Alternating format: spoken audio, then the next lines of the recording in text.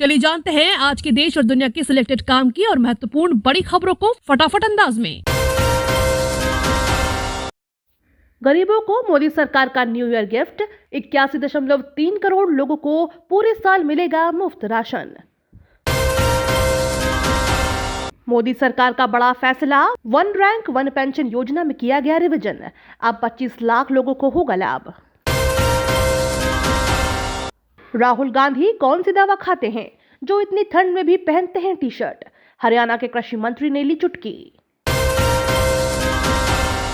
राहुल गांधी के आरएसएस और बीजेपी पर नफरत फैलाने वाले बयान पर केपी मौर्य का पलटवार।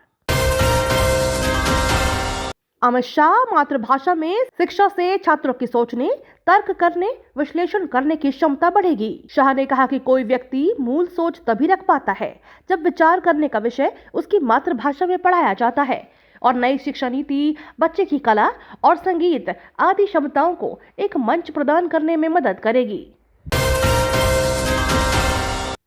मोतिहारी हादसे पर सीएम नीतीश ने जताया दुख, मृतकों के परिजनों को 4 लाख के मुआवजे की घोषणा।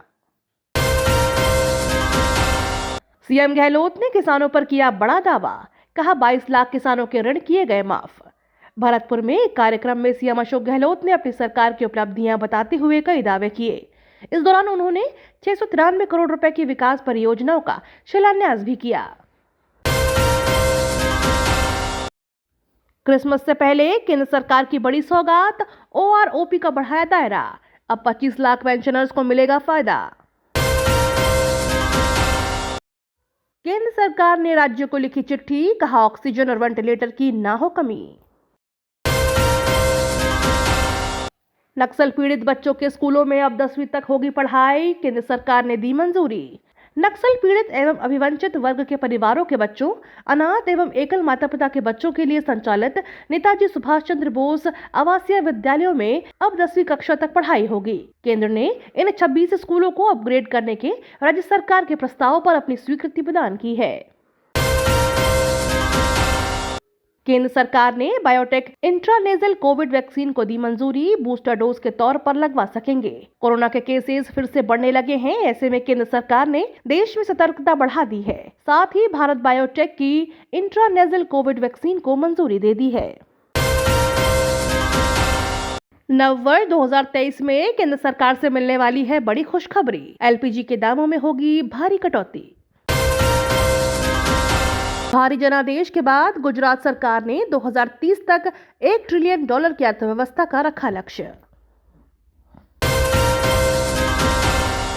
चीन, जापान, थाईलैंड, इन देशों से भारत आने वाले यात्रियों को कराना होगा RT-PCR टेस्ट, जारी होगी नई गाइडलाइन। 24 घंटों में 3.7 करोड़ नए संक्रमित, अस्पतालों में लाशों का ढेर, घुट घुट कर दम तोड़ते चीन के लोग। अखिलेश यादव का बड़ा बयान, बोले चीन से हमें 2 तरह का खतरा, भारत सरकार को रहना चाहिए सावधान।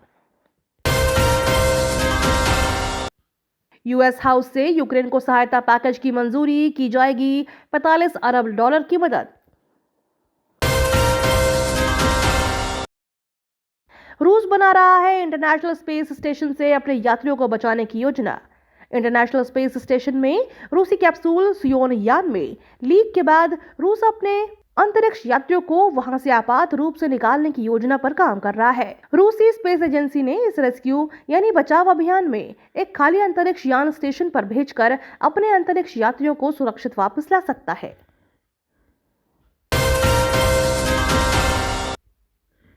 चीन के साथ अमेरिका को भी डरा रहा कोरोना, 10 करोड़ के पार हुए टोटल केस।